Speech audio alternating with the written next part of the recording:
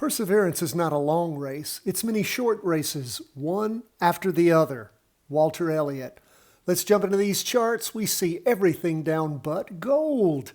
Let's look at the S&P, rolling over 1.08%. Almost double that is the NASDAQ. Let's see what's going on. We see a lot of ranging in the morning, above average volume. Afternoon moving down, not as low as the morning, but we can see where the wicks, both of them, morning and afternoon, pierced the weekly trend line. We may be seeing a pullback, a rollover for a short period of time. Don't know if we're going to have any kind of systemic market crash, but we may see things retracing with some of the headwinds in the economy. We're going to be paying lots of attention as to what goes on next week. We did see the volume pump up. We have above average volume now.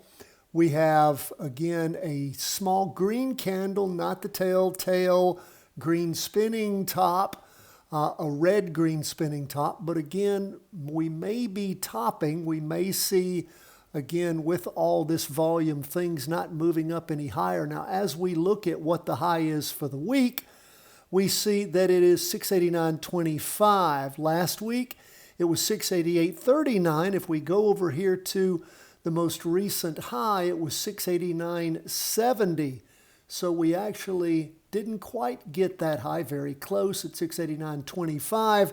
And we had all this volume. We're going to be paying close attention as we move into the week before Christmas. Do we see things pull back? Do we get a red spinning top, the telltale sign of a rollover, and things moving down into the end of the year and the beginning of the new year? Well, let's see. What about the NASDAQ? As I said, it's almost double the down movement of the S&P 500. We can see where that candle at the end of the day punched through the second half of the day, punched through the weekly trend line. We can also see we have a doji on the 2-day with average volume, and we had average volume on the weekly, again with a small green up candle. So again, big pullback. So we shall watch as we get into this next week and see what makes itself available for us. Of course, as we have been talking about TLT, it does continue down 0.96%, almost a full percent. You can see all the volume down in the morning, down in the afternoon. You can see some ranging here with a doji. A red spinning top with a wick on top and bottom.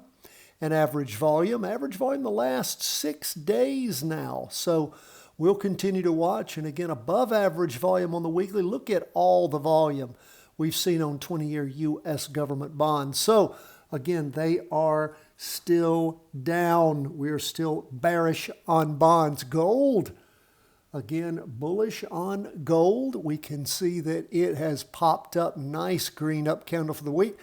Just don't have the volume yet, but it has been increasing on that weekly chart. On the 2-day, we sure have the volume above average with that nice wick on top. We can see where gold popped up in the morning, pulled back some in the afternoon. Nonetheless, the only green for our chart on Friday, 0.56%. And as we end the week, what is HODL doing? Well, it has had all of this bearishness in it.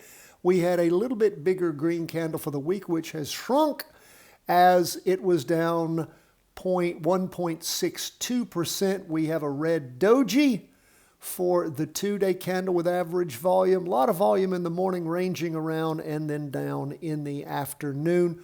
So again, we still have a lot of weight keeping Bitcoin down, but I'm wondering, have we found a bottom here? We shall keep our eye on things as we move to the end of the year. But of course, if stocks really do pull back, what's Bitcoin going to do? It's not a safe haven. Tends to move with stocks, particularly in down moves. Gold seems to be the safe haven. That is where we are, my friends, as we end the week. Get into the next week, the week before Christmas, and we'll be wrapping up this year, heading into 2026. We love to hear from you. Don't hesitate to reach out to us, cw@chartingwealth.com. God bless, my friends. All the best from the whole team at Charting Wealth.